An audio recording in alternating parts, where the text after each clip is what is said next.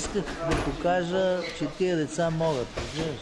Че тия деца могат от дома, както и другите, които не са в дома. И най-важното, че имаме една и съща цел и по този начин може да им спечели доверие. Ние воюваме на един фронт. Това е. И това е най-важно. Доверието, целта е една. И така става, иначе има разминаване просто.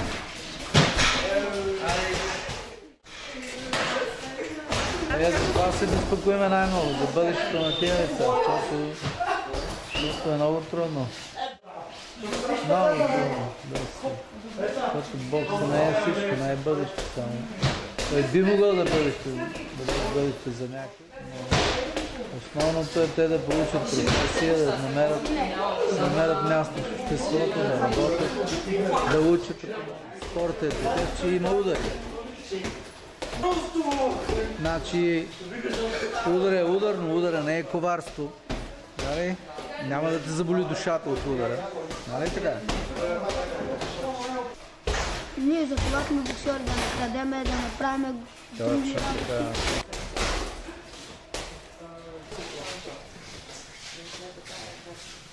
Не, сериозно, те помагаме му много, стипендии така му даваме, защото няма кой.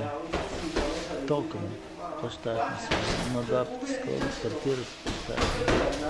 Сега изреди бутилката с газ. Дадах му детето 10 лева, не се Хобито ми е да летам футбол. Ама никога не съм предполагала, че точно за бокса ще се занимавам. Добре се чувствам от време на време си ми идва агресия. И то е голема.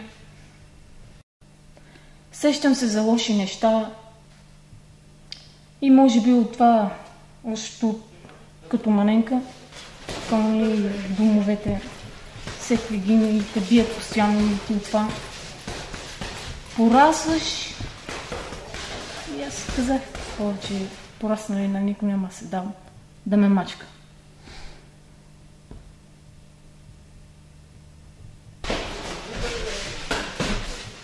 Работата ми помага да забравя. Не мисля за тия работи. С нещо като се занимавам изобщо и на тренировки като идвам, не мисля за това.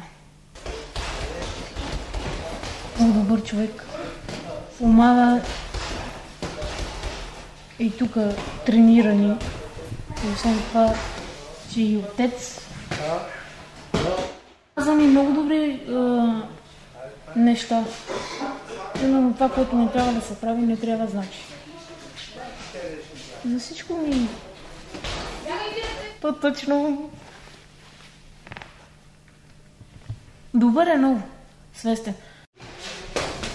Да си имам собствен бизнес. Нещо със спорт. Да съм треньор след време. И навече да... Сега... Да стана добра и да ги побеждавам. Боксът си е вид човешка дейност. И навсякъде, където има човеци и човешка дейност, има и вяра.